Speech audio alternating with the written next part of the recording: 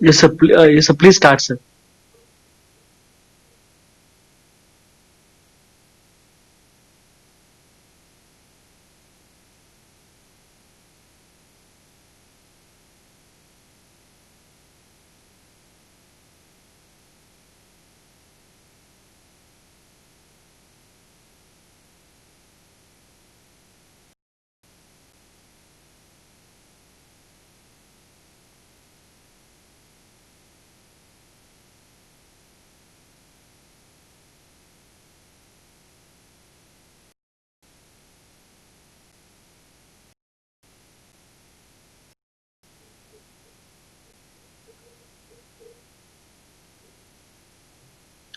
Sir, are you speak something, sir?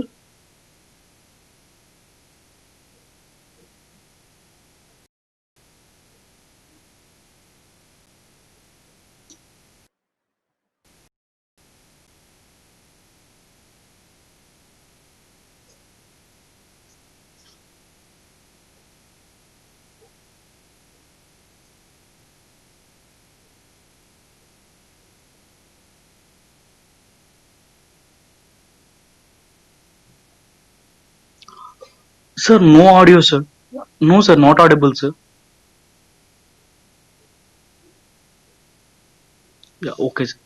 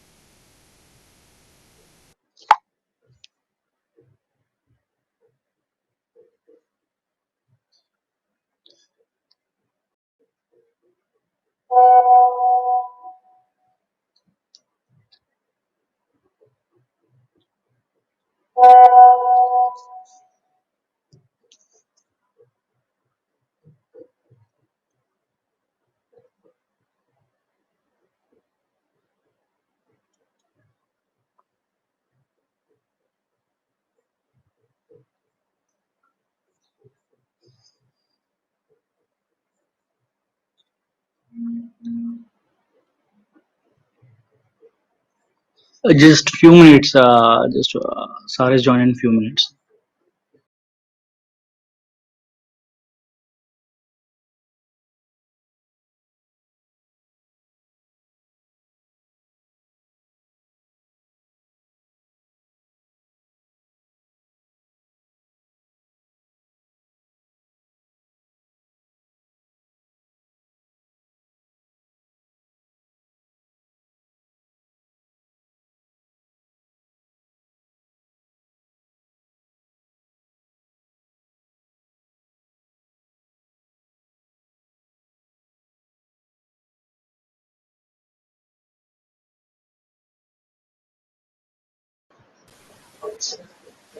Hello. Can you hear me now?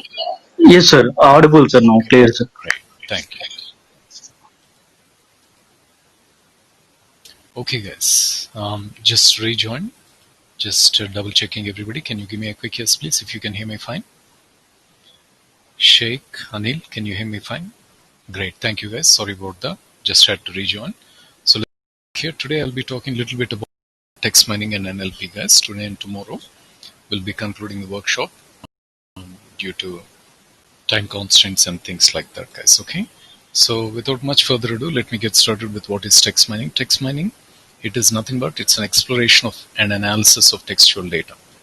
Until now, we've been discussing mostly about numerical data, but this is about understanding the textual data, trying to identify the facts, more precisely trying to identify the hidden facts and the relationships, which is more precisely hidden relationships and assertions. What is it saying?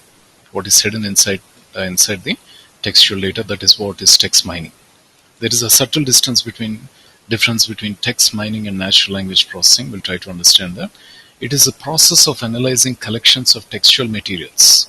We are analyzing collection, a group of textual data, in order to capture the key concepts and themes and uncover the hidden relationships and trends, which is along the same lines.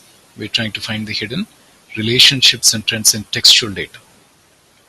For example, classical spam filtering. Spam filtering is, on a daily basis, we're getting a lot of emails. Some of them are genuine emails, and some of them are spam emails. How do we identify which one is a genuine email versus which one is a spam email? That is what is referred as spam filtering. Okay. Then reviews analysis. Imagine a new movie has been released. Millions and millions of audience or fans around the world. They are tweeting. They are going ahead and chatting about a movie. And on a daily basis, we have millions and millions of reviews being typed into the world of internet. What we would like to do is we need to somehow classify something as a positive review versus a negative review. How do we do that? Well, that is nothing but review analysis. Then tweets analysis. Again, same as review analysis, millions and millions of tweets. Imagine there are elections coming up, lots of tweets are being tweeted, and we want to understand the sentiment if the people are happy, if the people are not happy. That's what is tweets analysis. What is this? This is what we mean by understanding the patterns. So examples of certain patterns in textual data. So let's come back here, go a little ahead. What is generally misunderstood as text mining is information retrieval. Information retrieval is just retrieving the data at a slightly high level, without going much into all the technical details of it. Information retrieval is a domain that deals with the most effective ways. It's an effective way of retrieving information according to user, and it is more concerned with the search engine. In other words, search engine is not precisely, or more precisely, searching is not text mining. Okay, Google is searching. Behind the scenes, it definitely uses concepts of text mining, but just searching is not text mining, is what that refers to, guys. Go a little ahead. Text mining is also misunderstood as information extraction. Imagine we search for somebody. Imagine we search for Sheikh. And what is happening? You went to Google, you search for Sheikh. What happens is Google brings up a group of persons' names, whose name is Sheikh, and it brings up their address. And what are we doing? We are trying to extract. Among a group of addresses, we are trying to extract. At a low level, there are a lot of things we can talk about information retrieval and extraction, but at a high level, extracting is just trying to identify one guy out of a group of people. Let's say we are interested in Sheikh who's in Amravati, and there are a lot of other persons whose name is Sheikh. They are around the Amravati areas. So what do? We try to extract it. That is information extraction. That is not text mining. In information extraction, we just extract the known information which was not properly formatted. And for example, the home address, we are probably just interested in Sheikh or maybe his home address and things like that is extraction. That is not text mining. Okay, guys. Moving a little ahead. Then there is a subtle difference between and natural language processing. Natural language processing is based on the latent features. What is latent? Latent means hidden. Features means what? Features means your textual data. What is textual data? Your words. In the world of text mining and natural language processing, your words become your features. Features are nothing but the columns of the independent variables. And we try to understand based on these words if the sentiment is positive, negative, and we try to do many other kinds of analysis, guys. So NLP is based on latent features. Latent means what is hidden. Text mining is based on what you can see. NLP is based on what you cannot see. And it is based on latent features of the text and uses those in its method. And text mining is based on observed features. Observed means what you see. Well, in other words, imagine Sheikh has a friend. Let's say Srujan is a friend of Sheikh. And let's say Sheikh is sending a message to Srujan saying that, hey buddy, I am traveling to Paris. So in his message, he's typing in, I am traveling to Paris. What does that mean? These are all the words. Based on these words, what we can understand, text mining is a process where you try to identify some of the important words which is Paris and he's traveling. So what is Google doing? Companies like Google, they understand. Google or WhatsApp, they're looking. Imagine they're looking at your WhatsApp messages. They're understanding, okay, Sheikh is associated with travel. So what should we do next? If he comes to the Google website or maybe to our website, we can recommend him some cheap traveling options. And he's heading to Paris. Once he reaches to Paris, he may need a couple of hotel, he may need other things. What can we do? We can also, what is that? We are making some recommendations based on what he's typing. Be on Facebook, that could be on WhatsApp, or that could be on whatever that is. Some recommendations. These are on what you're able to see. But what is NLP? NLP is based on latent features. What is latent features means? In Paris, they speak French. So now imagine we are coming up with a recommendation also to Sheikh and saying that, hey, this is how you say how are you in French. So what is that? French is a latent feature. What are we doing? We figured out that French is not typed by Sheikh or Srijan in their messages, but we figured out French. What is that? In Paris, they speak French. What is this? This is trying to find something based on what you don't see. It is based on hidden features. And you make recommendations based on that. That is what NLP is about. It is based on what you don't see. NLP considers the context in the text. So in other words, if you say I'm traveling to Paris, the context is becoming the French in a way. There are many other ways of looking at it, but we can say the context is the French. Text mining does not look at the context. It is not looking at the background. Context is like a background in simple terms. It is just based on the observable features as what we can say roughly at a high level, guys. Okay. So text mining generally, traditionally, comments, tweets, sales reports, emails, all this is unstructured data. This is what is textual data. This is what the internet and the world is filled out with. A lot of data is available on the internet and many other sites. And what are we doing? That is what we're trying to find, the patterns we're trying to find. And what is special, guys? If you can find patterns in one person's conversations, imagine millions and millions of people are there. They are doing lots of conversations. Just imagine how much of insights, recommendations we can go ahead and come up with when we have millions and millions of people conversing on the internet and things like that, guys. Okay. So structured documents is generally structured data is generally data which is stored in databases, generally referred as structured data. But survey forms, claims, sometimes when you have their metadata available, we also call that as structured data. Semi-structured and unstructured data is the rest of the data. Semi-structured is mostly unstructured data. And I have given a brief touch of what is the difference between semi-structured and unstructured in the earlier sessions, guys. So I will not spend too much time. But in this one, we'll be talking more about unstructured data. The traditional steps that we follow in a text mining process is we take the textual data. The first step is given data means you're taking textual data. You do some pre-processing.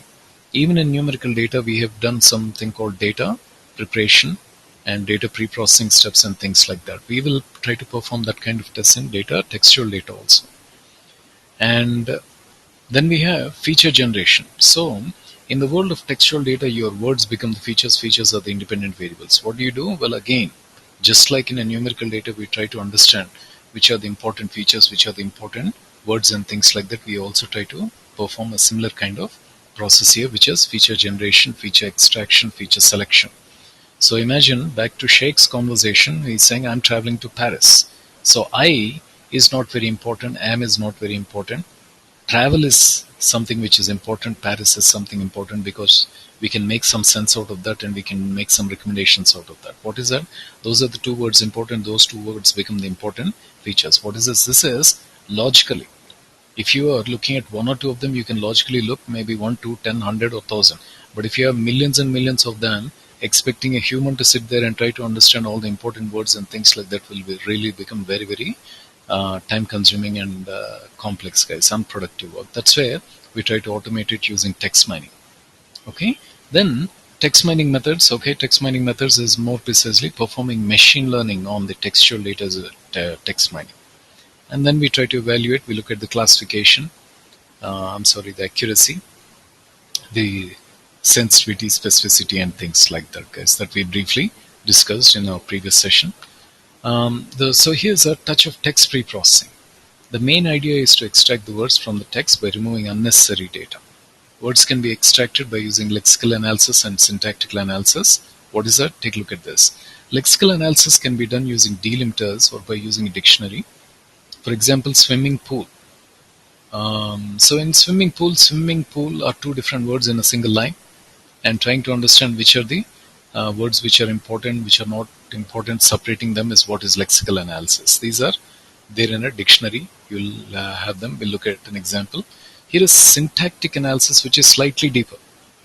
So imagine if you're looking at this slide, it says this sentence serves as an example of annotated text. What is this one? This is, imagine somebody typed this one. What is syntactic analysis is you're trying to understand the parts of speech. Determinant, noun, verb, pronoun, adjective, adverb, and things like that. And now what we try to do is we try to understand the patterns in the patterns of speech rather than the words itself. That will also help us in coming up with in understanding the context, in understanding hidden patterns and things like that. That is called POS tagging. Being able to understand the parts of speech and then trying to use these parts of speech to identify the hidden patterns. At a slightly high level, guys. Next, feature extraction. The main goal in this step is to extract good subset of words, a good combination of words. It can be achieved by stop word elimination, stemming, and lemmatization. What does that mean? Take a look at this. Stop word elimination is using an already maintained list of words. Top words means words which are not really useful for analysis is what you can think of. For example, back to our example, I am traveling to Paris. I am to. These are the words which can be treated as stop words. You don't analyze that kind of words. You don't make sense. You don't come up with some insightful things based on these words. So they are referred as stop words. You can maintain a list of words. Google provides us a list of stop words. Our machine learning packages will have a group of stop words. We can also add some of them to them. We'll actually look at them in a moment, guys. So we can also use some statistical approaches, but I'll save it for a moment and we'll revisit that. Here is stemming. To cut the end of the words by some heuristic based process. Heuristic based process means by some statistical or an experiential based process. In other words, shoe and shoes. Imagine we are saying, hey, I have a Reebok shoe, but I want to buy Nike shoes. Imagine we say something like that. There are two words, shoe and shoes. Their meaning is same. So what can you do? Shoe and shoes can be reduced to one word, shoe. Okay, what is that? That is called stemming. So similarly, if you have story and stories, you reduce it to one word. What is that? That is called stemming. Okay, then lemmatization is kind of similar. An efficient way to reduce vocabulary size by using dictionary. Lemmatization is where we also perform a dictionary lookup. You're not only reducing the number of terms. For example, walking and walk, you reduce it to walk. Good and better, you reduce it to good, because their internal meaning is same. You also perform dictionary lookup to make sure these words are there. That is what we are calling as lemmatization, guys. Then we have weighting models. This is now we're getting into a slightly advanced thing. So let's see what this is. Main goal is to convert bag of word to vector space model. Okay, so what is bag of word? What is vector space model, guys? Imagine we have a group of words. In a document, we have a group of words, W1 to W and so on. What do we say? Well, we can find the weight of each word. The weight of each word is nothing but how many times a word is appearing in a document. We have three approaches: Boolean, term frequency, and term frequency inverse document, which follow these approaches. And let's try to get a feel of it, guys. Okay. This model, term frequency model, takes into the account the number of occurrences of the words in the document. What does that mean? I need to practice if I want to pass means the word I is appearing 2 times. So what do? 2. Put a 2 there. The word need is appearing 1 time. The word to is appearing 2 times. And what do? You came up with a group of words. We're going to call this as a vector. This group of words is called a vector. And now what is happening? What is textual data we have now converted into numerical data. This is like a simple method where we are converting. We're counting the number of words and we're converting the textual data into numerical data. And this is called term frequency. That is, the term frequency term is word, frequency means scope. Everybody with me, guys? Quick yes, please. Are you all with me so far? Okay. So Let's say if we go a little bit deep into a slightly more sophisticated term frequency is a very, very simple method, but a slightly more sophisticated is TF, IDF, and cosine similarity, guys. So this is where, if we come back to the world of Google, what was happening in Google is in the year 1998, when Google was in its beginning stages, it used to get about 9,800 searches on a daily basis. But by the time it came to 2012, it shot up to 5.13 billion. And probably today, 2020 or 2021, it is much more higher than this number, guys. The thing is, how did Google become so successful? Why is everybody today, if you want to go to yahoo.com, we will go to google.com and type in yahoo.com. It became like that for everything. With a single text box, it revolutionized the world. Whether you're a mechanical engineer, civil engineer, or any engineer, you will go to Google and start getting start your day from there. That's what Google has done, guys. What is Google doing? Google has become Google because of the machine learning and the deep learning techniques that it is using, guys. Without these techniques, Google would not be there, or it would not be so successful. But the question is, how did Google become so successful? How did it become so successful?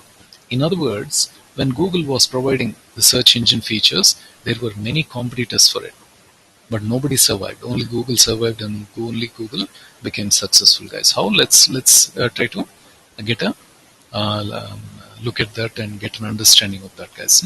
Imagine, for sake of simplicity, Google had only 3 documents. The first document is the game of life is a game of everlasting learning. What is the meaning of that, guys? The game of life is a game of everlasting learning means, what does that mean?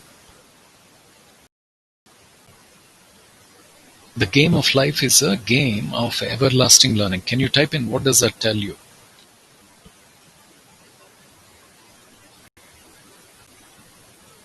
Okay, you're taking time. It is so life is about everlasting learning. Life is about learning. Then take a look at this. Another document. Let's say we have these words: the unexamined life is not worth living. Okay, so let's say the unexamined life is not worth living. What does that mean, guys? What do you think is the meaning of that?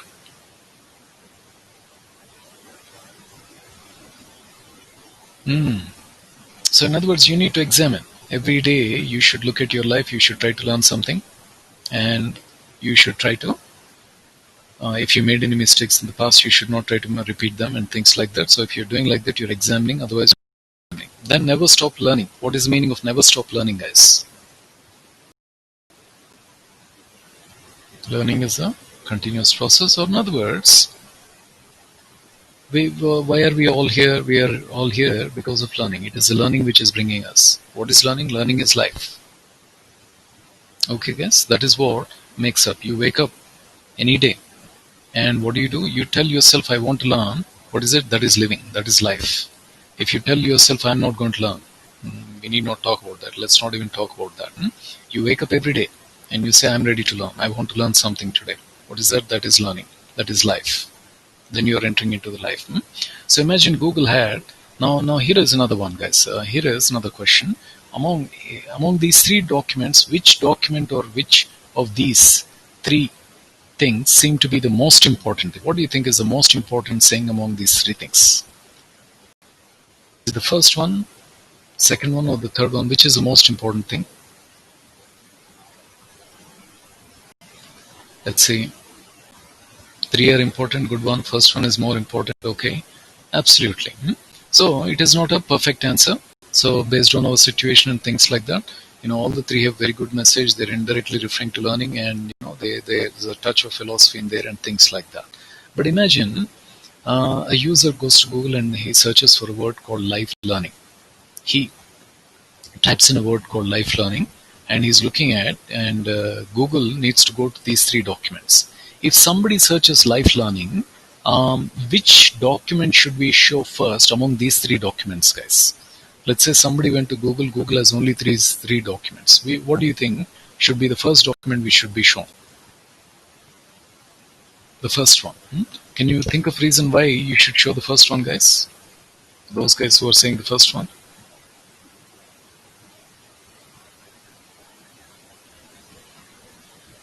Okay, because one thing is, there is a word called life, there is a word called learning there. There are these two words, and since these two words are there, it is. But life learning, somebody is searching for life learning, and if you think logically, imagine, for the sake of simplicity, we will say the the third one is the most important thing. Never stop learning, always keep learning. That's the most important saying. Let's put that as the order. Let's say document 1 is the second one, and document 3. If somebody searches for life learning, let's say Sheikh is an expert, and what is he doing? He's writing a program. If somebody searches life learning, in his program, he is going to return document 3 first, document 1 next, and document 2 next. Okay, 3, 1, and 2 is the order.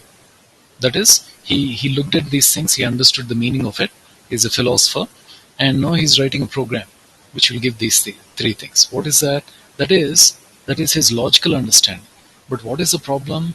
In real world, when somebody goes to Google, and if they enter some kind of words, and if you're trying to understand all of them philosophically, physically, from a physical science standpoint, or from a chemistry standpoint, and you're trying to write a program for everything that everybody is searching in the world, it is almost impossible. It is almost impossible to write the number of programs. What is that? That's where humans fail. What do you do? That's where we bring in the machines. And what is this? Now we're dealing with textual data. That is what this process is, guys. Okay. So now let's try to understand some of the steps that Google is doing. The first step is term frequency. It is going to go to every document. It is going to understand how many times each word is appearing, each term is appearing. The game of life is a game of everlasting learning. The game is appearing 2 times, off is appearing 2 times, and so on. The next one is the unexamined life is not worth living. 111. Every word is appearing 1 time, and here also every word is appearing 1 time. So what is this? This is called bag of words. In a text mining, natural language processing, you keep hearing the term called bag of words. It is nothing but in each document, each word, how many times it's appearing. It is nothing but the term frequency of the word counts. Each word and its count, it's referred as a bag of words or a group of words. Now, the second step is, in reality, each document will be of different size. Okay. And on a large document, the frequency of the terms will be much higher than the smaller ones. Hence, we need to normalize the document. Imagine somebody goes to Google and they searches for something called data science or artificial intelligence. Imagine there is a small paper, 1 page or 2 pages paper, where it is talking about these concepts, AI and data science. And now there's another big book which is maybe 500 pages or 1000 pages book, which is a Harry Potter book. Even in a Harry Potter, here and there, somewhere the word artificial is appearing, somewhere the word intelligence is appearing. So now, if we simply go by the word count, what will happen is the artificial intelligence may be appearing more number of times in Harry Potter book than this paper or thesis paper of a data science or AI. So if we purely go by the word count, each term how many times it's appearing, what will happen is you will show the Harry Potter book first and then the thesis paper next, which is not the right order.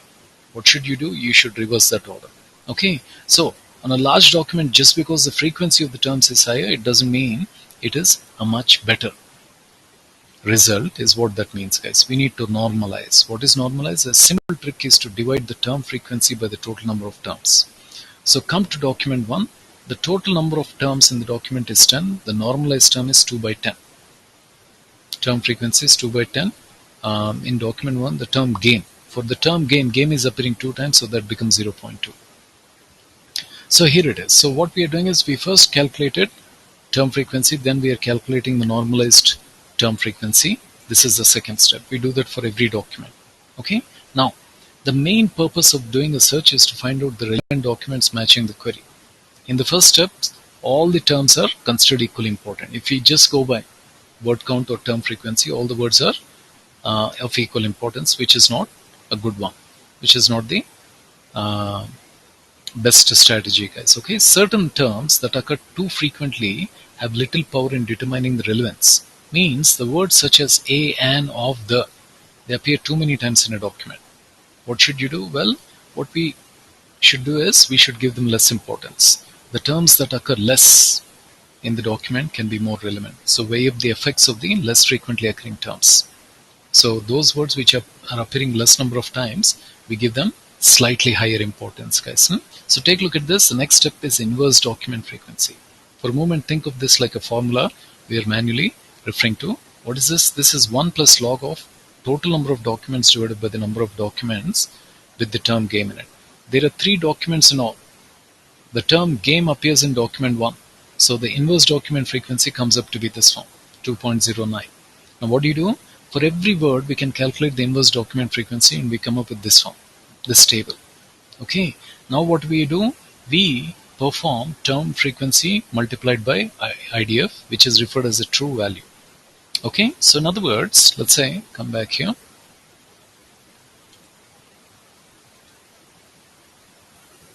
This here. Somebody was searching for the words called life and learning. What did we do? We are now multiplying TF and IDF. We come up with these values. So for the term life in document 1, we have come up with this value. And learning in document 1, we have come up with this value using the above principles. Is what it is. Now what we have done indirectly is we are searching for the term called life learning. Okay. And what is that? That is textual data. Using the above principles of TF-IDF, we have prepared a table like this. Okay, and what is this? We can now say we have converted textual data into numerical data. In other words, if we go back here, what are we doing? This is a process of converting textual data into numerical data. In the world of text mining, we convert the words into numerical data using the principles of TF-IDF. And once we convert them, what can we do? Notice you can treat this as, let's say if I do a little bit of cleanup, you can treat this as x1, y1, x2, y2, x3, y3. What does that mean? Well, let's come here. Here is, let's say I'll go a little ahead, and here is what it is. So the first one is 0.14 and 0.14. Okay, so if you snap this, come here, put this here. For the first document, 0.14 and 0.14 is coming out to be here. The next one is 0 and 0.2 is coming out to be here. And the next one is this one. So now the word life learning, we can come up. The query itself, what is it? We have converted the textual data into coordinates, and the coordinates we are plotting it on a Cartesian coordinate system that is called vector space model. What is vector? Vector is something which has magnitude. Magnitude is, or hypotenuse becomes the magnitude from a conceptual standpoint, and the theta becomes the direction. So now what we have done is we have come up with 3 vectors. The 4th vector is the query itself. To this vector, what we are going to do is the red one is the document 1, the first vector. It is in 0 degrees. They are both parallel, it's in 0. So what did you use? Cosine. What is cosine? Cosine is cos, cos 0 is 1. Okay, so what does that mean? These two are, 1 means they are positively correlated. Okay, then if you compare this one, let us say this is 30 degrees and let's say this is 60 degrees. So what do we say? For the actual query, 30 degrees is much more closer. This one is much more closer. This one is slightly far away. So what do? We can now say the order in which if somebody searches life, type the word life and learning, what should we do? We should show the first one as document 1, document 1 as the first one, document 2 as the second one, document 3 as the third one. On what basis? It's not because the terms are appearing, but it is based on the principles of the vectors and the cosine similarity. What are we doing? We are using cosine, which is the cos, and using the cos we are trying to understand which one is positively correlated versus which one is slightly less correlated or negatively correlated. As the angle is more, they are less correlated. What are we doing? We're using a cos of that angle, so we are calling that as cosine similarity.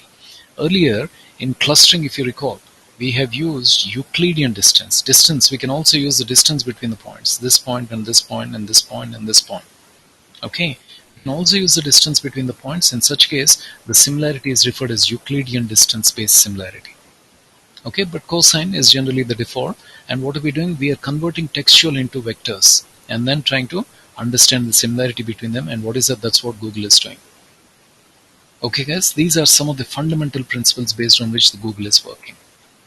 Yes, I'm going to share these things, guys. I need a little bit of time, but I will definitely share them as I have already put them on the GitHub and things like that.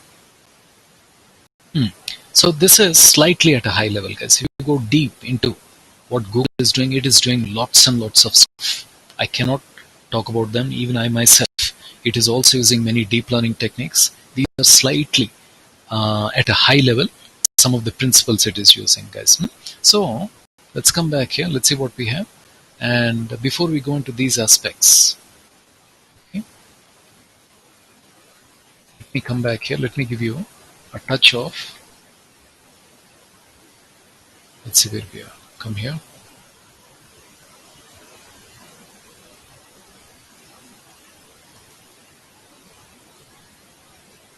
back to Jupyter. Give it a moment. Save file, new notebook.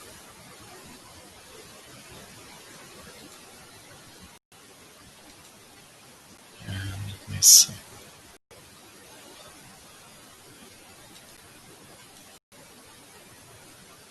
Corpus. Okay. So we're going to be using a package called LNTK. I have talked a little bit about text mining. Before I cover more of theory, let me give you a touch of NLTK, which is nothing but a package for natural language processing and text mining, guys. So if you have downloaded Jupyter and things like that, one of the things you want to do is you want to execute this form. Conda install NLTK. Conda means since we are using Anaconda package, what it's going to do is it's going to install this package, NLTK. This will give us all the tools necessary, the functions, the libraries, the modules, and things like that which are necessary for natural language processing, guys. So the first step we should do is you start with import NLTK. So where is import? And what does that contain? Well, that package contains a group of corpus and corpora. So here it is. These are some of the built-in corpus. Corpus, is nothing but a group of documents and things like that. Let's also go ahead and verify these documents or the file IDs. So let's see what's happening. So it's not found.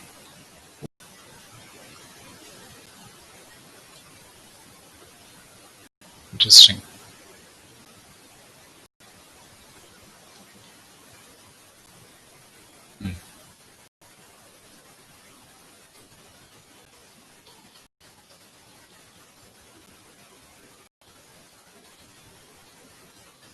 Let me install this. Let's give it a moment here.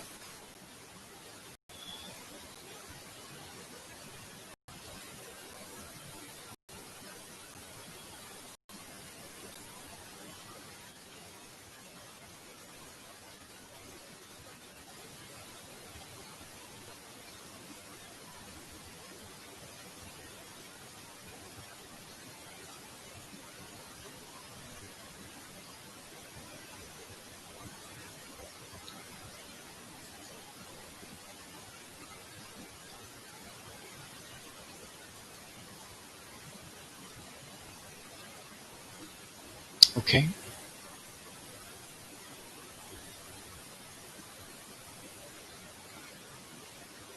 I think I have them. Should be available, guys. But let me see.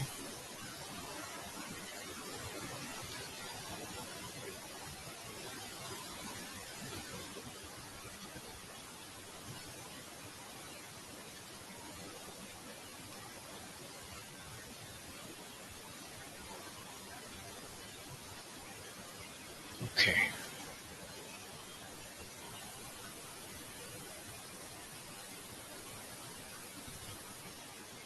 Taking a while here.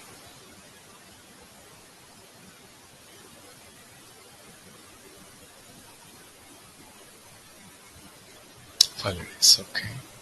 So let me do this one. Let me see. Kernel. Let's interrupt this. Okay. So what we'll do, we'll not go into file IDs. Let me see what I have here. Okay. Gutenberg. I will only try to import this one. The built-in files, we can skip them for reasons, time. So here is Gutenberg. Gutenberg is like a module in an LTK. This is like the parent module. This is like the child module. We're going to refer that as GT. It is nothing but a group of files and things like that. And here is, let's say, take a look at this. I'll try this one, guys. gt.words. Try this and see if this comes up. It was giving an error. So obviously something got messed up. It's not able to find some files. This is the first time I'm coming across that one. I see. So I used to use a different user. I think some user permissions because of a new user account set up in my computer. I think it's not finding us. Otherwise, it should be able to find it. But never mind. That should not be a big thing. But let's say come back here. Okay. So what we'll do, what I wanted to show you is we'll import something called plain text corpus reader. And take a look at this file. Here is a file in this directory.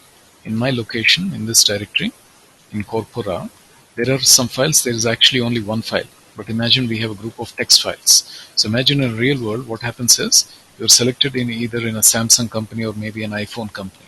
What will they do? They have millions and millions of feedback coming in on a daily basis. Emails coming in, different kinds of people are talking, tweets and all those things. All that is textual data. Imagine what they're doing is they are rerouting all the data into a specific folder. They're saving all these things into text files. Okay, so imagine that is a folder, and what I'm saying is these are star.txt files. So what do? We are creating an object of plain text corpus reader. Here is a folder. Here are the file IDs. We are saying take all the text files. I have only one. For the sake of see, there's only one file called Shakespeare Taming the Shrew, and that is I downloaded that file from here. Okay? Now take a look at this.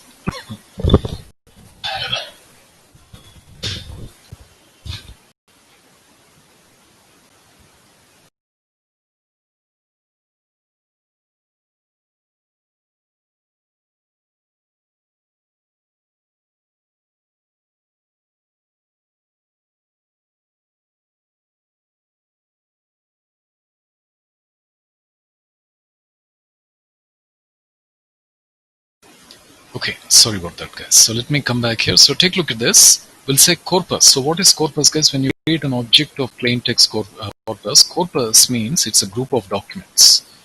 Telling a group of corpus acts like a group of documents. You say words and print. Now, if you're asking corpus object dot words, it's going to print all the words. It's printing in the form of a list. You cannot see them. What we can do is, let's say, you can say, okay, I think there is something called corpus.raw, gt.raw, gt.words. So it's this one here. Say I come here, corpus.do a tab, should give us, there it is. That is a raw text. A rich gentleman. So this is a Shakespeare novel where he's saying, hey, this is how people are coming in. These are some players, a player huntsman, messenger and things like that. So this guy, a rich gentleman of Padua, an old gentleman. So this is his complete novel or whatever that is from a literature standpoint, guys. So what we are going to do is, those are the words. So corpus.words, corpus.raw gives us all the words is what I'm trying to do. So here I have taken only one file, but you can have hundreds and thousands of files. What will happen? That corpus will become a group of all these documents, and if you say words, if you say raw, you're able to now all the access all the words. What are words? Words are going to act like independent variables in a text mining world. Okay, now what do? For sake of simplicity, I'll go ahead and import these things, some basic imports. Come here, here's a function. What it is going to do is it's going to take a file. It will open the file in a read mode, and it is going to read the file and return all the text in the file. So here is again the Shakespeare Taming of the Shrew read file function. You're passing it to the read file. Print the first 100 letters. This will end up printing the first 100 letters. Taming of the Shrew. These are the first letters, words, and things like that up to here. They are about 100 of them, guys. What can we do? We'll say word tokenize. Word tokenize is a function. If you give the text to word tokenize, let's see. I think I need to import that. Oh, something is getting messed up here. I see. Looks like I need to run from a different account. What I'm going to do is I will sign up for one moment. to join from another account. So just give me a minute or two, take a short 2-minute break, guys. Looks like some of the settings are not working, so I will try to join rather than installing, because the installation may take time and I don't want to keep our time unproductive. So just bear with me, guys. Sorry about that. Everybody okay with that? Can you give me a couple of minutes while I join from another account? Thank you, guys. Sorry about that.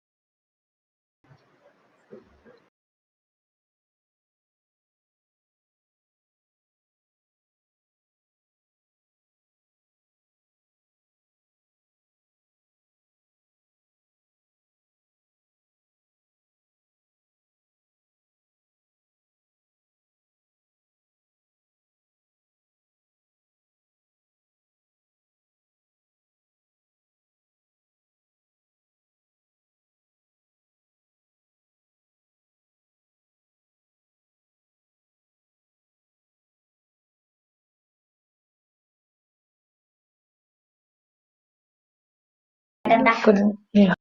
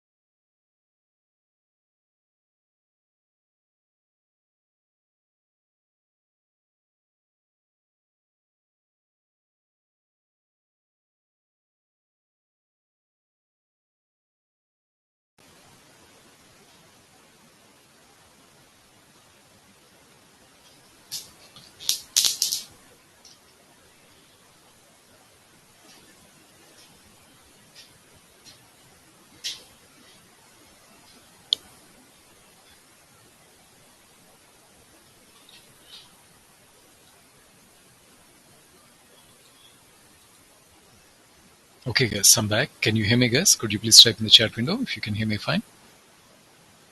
Great, thank you, guys. Sorry about that. So let me come back here to the Jupyter. So there you go, guys. So this has an administrator account that has some permission issues and things like that. I need to rejoin this one. So there it is. Earlier, I was trying to access something called NLTK, and these are all the files. These files are part of the NLTK package, and they are nothing but the English literature, some of the Shakespeare stuff, and popular, or these are like the godfathers of the English. Shakespeare is like considered as the godfather of the English, and some other popular authors they have written. They have taken these things and they text and they have provided them as some of the default content available here, guys. So let's say come back here. There you go. Shakespeare. So the words raw, and all these things. Let me skip and let's see. We were here. Let me import this one. from here. Extended word tokenize. And let me run up to here. There it is. So this is tokenize. What is word tokenize, guys? It's a function. What it is doing is if you say words, let's run it. Notice what happens. It is separating each of the words. In Shakespeare, it starts with the text, the taming of the shrew dramatis. That's how it starts with. So it is taking each word, it is separating them. That is what is called tokenizing. Tokenization, guys. Let me come back here. That is the first step we are doing. If you see the length of words and length of set of words, set, if you recall, it will remove the duplicates. So there are totally 27,777 words. If you remove the duplicates using a set, that means Shakespeare used a combination of 3,600 words. And each word is going to be like an independent variable for us. It's a feature. An independent variable is a feature for us. So now we are not looking at data which 10 or 20 columns or 100 columns. We are looking at data which has thousands and thousands of columns, guys. This is what is special about the textual data. Here are some of the first 100 words. Let's say words is now a list. We are saying, hey, the taming of the shrew dramatis. And these are some of the words. Some of them are special characters and things like that. Those are animated. So now, just like that, there is something called sentence tokenize. So if we say length of sentences, print the first sentences, and let's say if we print them, sentence tokenize is separating all the sentences. The number of sentences is 1499. In this, there are close to 1500 sentences. Here are the sentences, :5. The first 5 sentences contains, this whole thing is, I think, is one sentence. And the second one up to the dot or the period becomes the second sentence and so on. These are the top 5, first 5 sentences. And then at the end, we are printing the length of sentences and length of set of sentences. So let's see where that is. Scroll down here. It ended up here. There are close to 1500 sentences.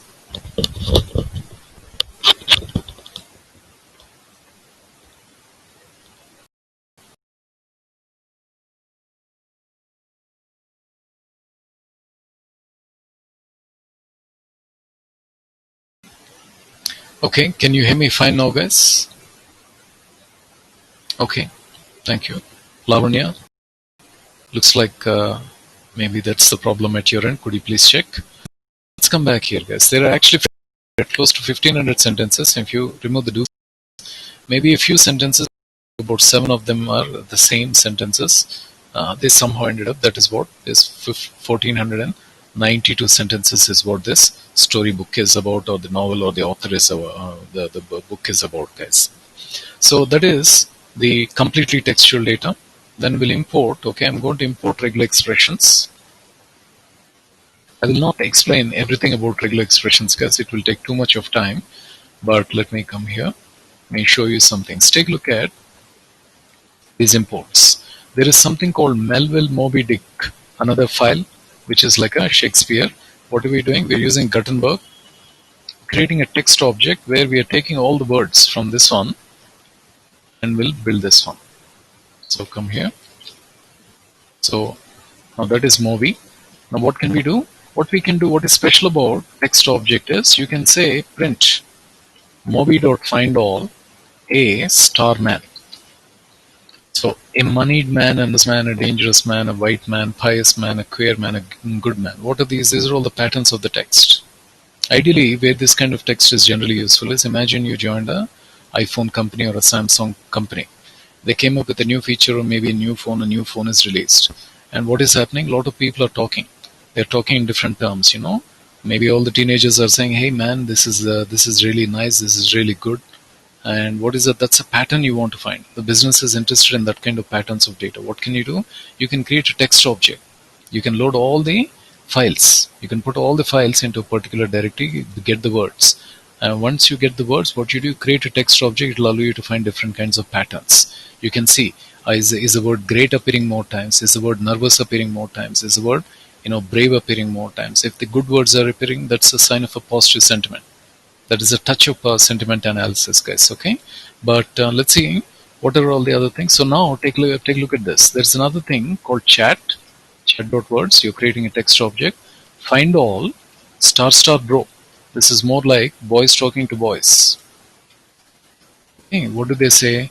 How are you, bro? I'm telling you, bro, and things like that. So let's give it a moment. Let's see what we have. You rule, bro. So somebody's, maybe praising, and somebody's giving a warning to somebody. You twisted, bro. It's like they gave a suggestion. They did not listen to that guy. So this is like the talk of boys. So like that, it will help you find different kinds of things. And now take a look at this. Star and other. So what this is doing is, on the left hand side there can be anything, any word. On the at the end there can be anything, but in the middle we are looking for a pattern where the word and other is appearing. So here we're creating a text object. We say find all. Yes. So and other. We were looking for speed and activities, water and other. What patterns you find is up to you. The pattern based on the, again, business may give you some kind of hint and things like that you're looking to get some experience working with this kind of data. You will be understanding of what you're interested in, things like that, guys. Okay, one moment here.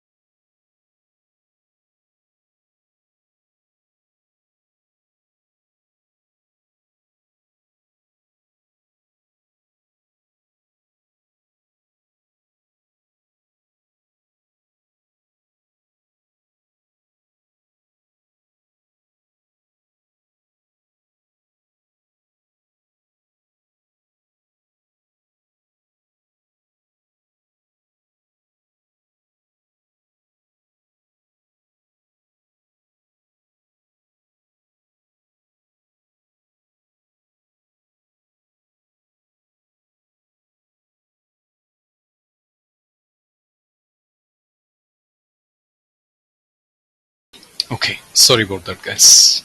Just needed to step out for one moment. So let's see what we have. Some of the patterns and things like that come up. We can cook up our own patterns and them. So now take a look at this. Here is, I'm an electrical engineer who is currently studying science and studying NLP. There is a text. What we are doing is, this one, this is nothing but object. Give it to tokenize this, all the words. Then you're creating a text of it. Now what you're doing is, these are all the words. What is it?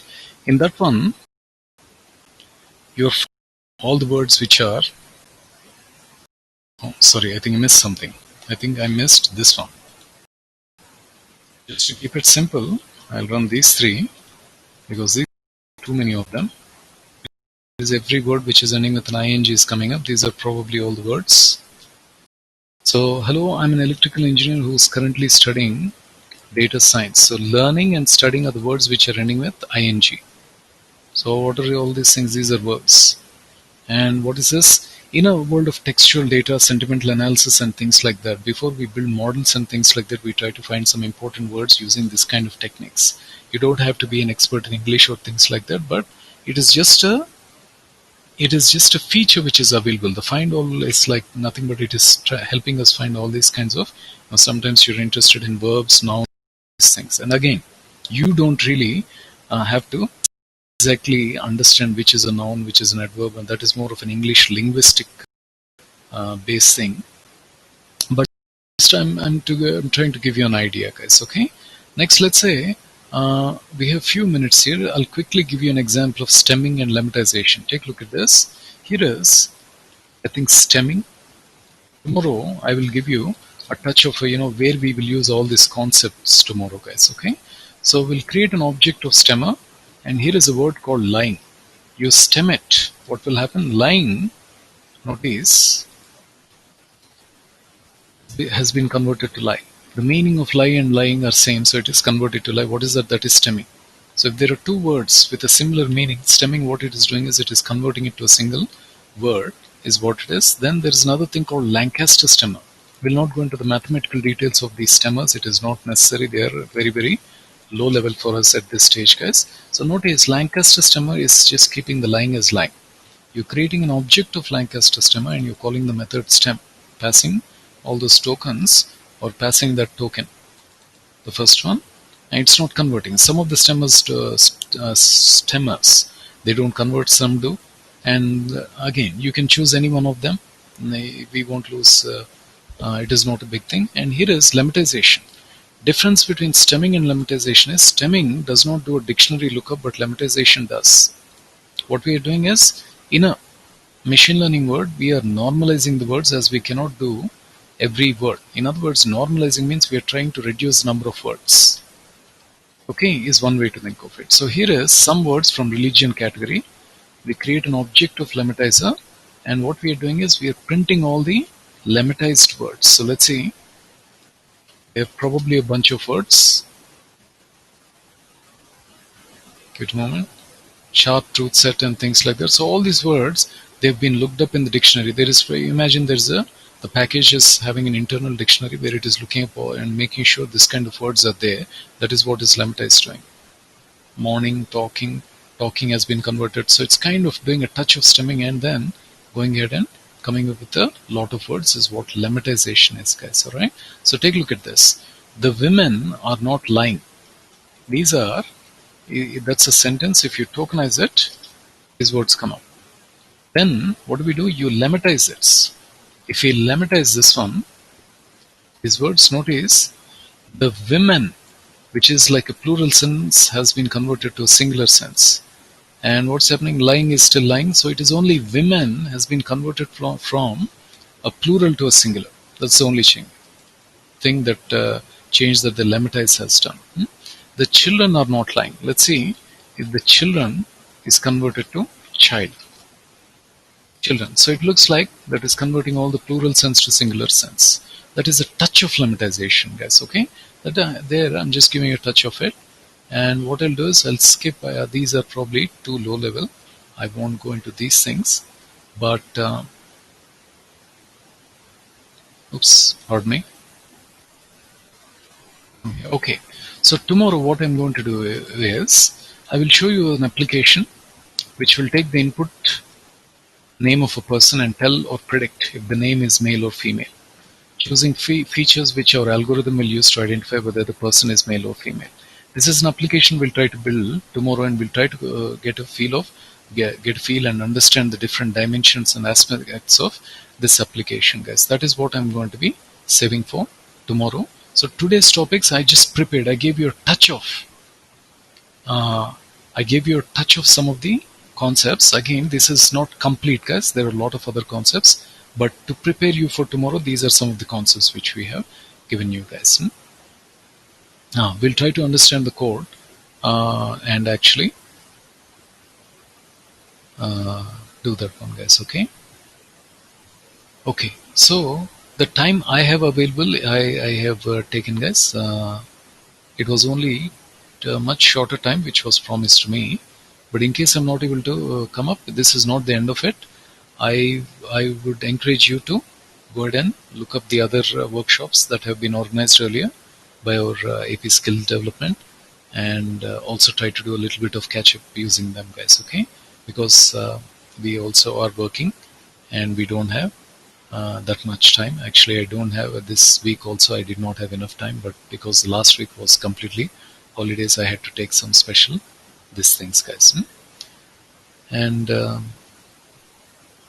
Okay, deployment is going to be the out of scope, Prasad. I may not be able to cover the deployment because that will take some good amount of time.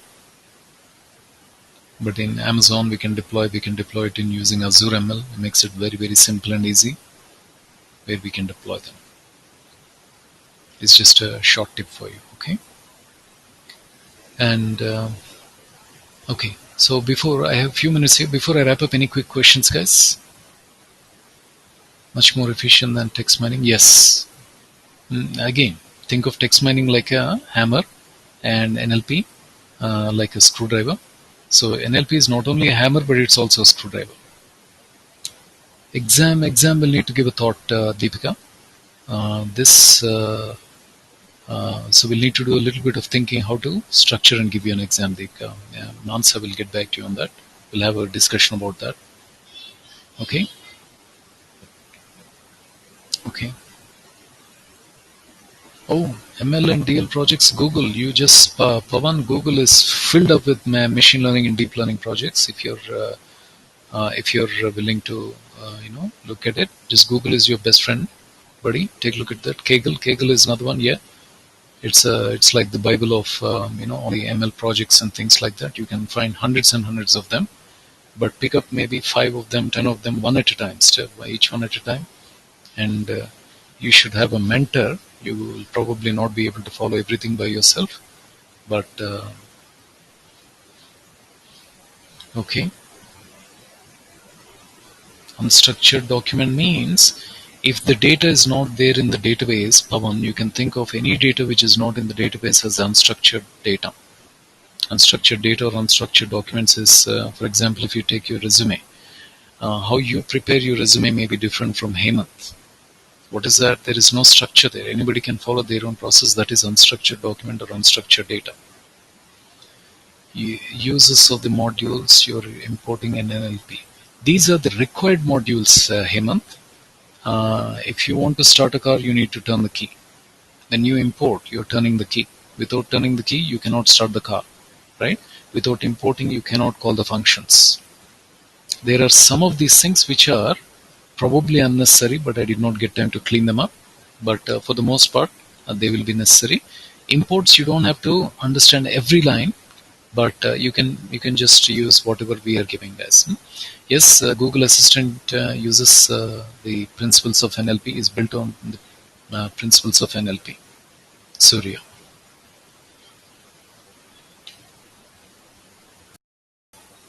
Let's see what else we have. PO stagger. Probably tomorrow I'll explain you, Pavan, when we are trying to understand parts of speech tagging, where it will be used. It will use the parts of speech, and it will try to identify. We will need to understand a little bit of naive space for that. Bias and variance. Bias. Okay. So again, bias and variance is about overfitting and underfitting. When we build a model, if you recall, we will split the data, we will partition the data. And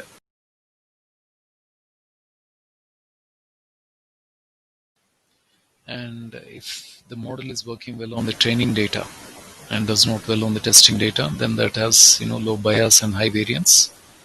These are slightly advanced topics, guys. They require some good amount of time, but what I'm doing is I'm trying to give you a quick idea.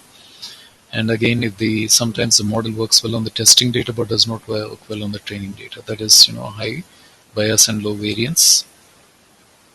Those are some of the things to keep in. So if it works well on training data but not on testing data, that is called overfitting. Opposite is it works well on testing data but it does not work on training data, that is called underfitting. Feature engineering, I'll give you a touch of it, Syed, tomorrow. Not too deep into it because there are many techniques available in feature engineering. Feature engineering is a process where you're trying to identify. Imagine you're talking about cricket. How much Sachin will score may depend on the batting pitch, bowling pitch, or the temperature. But it will not depend on the phone numbers of the audience sitting. So if you have data like where you are also having the phone numbers of the audience, then what do? At a logical level or at a neurological level, as humans, we delete the data. You don't even look at that. What is that? That is what is called feature selection, which is part of feature engineering. You select the important features which are. And what do? When you have hundreds and thousands of features or independent variables, what you do is you cannot go look at hundreds and thousands of them manually. That's where we will automatically use the algorithms or statistical techniques to find the which are important features, which are not important features. We also build them. There are different ways and strategies. Again, that's a whole new playground, guys.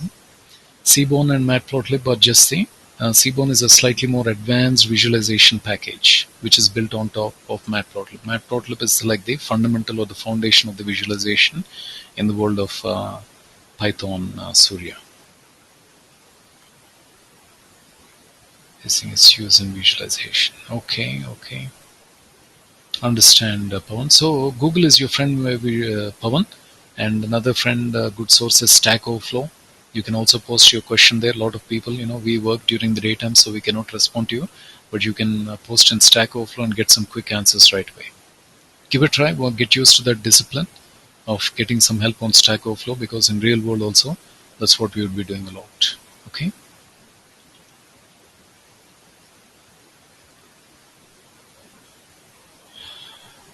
Even Tesla made its entry to India. Really? Wow. Give me any link if you have, Pawan, about Tesla in India. I haven't really looked at it. Okay, guys. So today I did not get a chance to give you much more deeper look at a real world perspective, guys. But tomorrow I'll try to give you a slightly more real perspective, and that open up a little bit more thinking, and hopefully that will help you more, guys. So we'll stay tuned for tomorrow, and we'll continue our journey. And I'll wrap up our workshop tomorrow, guys.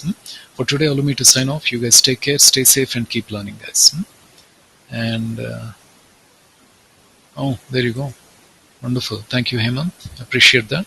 So, gentlemen, ladies, signing off for today. As I said, stay safe and keep learning. Thank you, and bye for now, guys.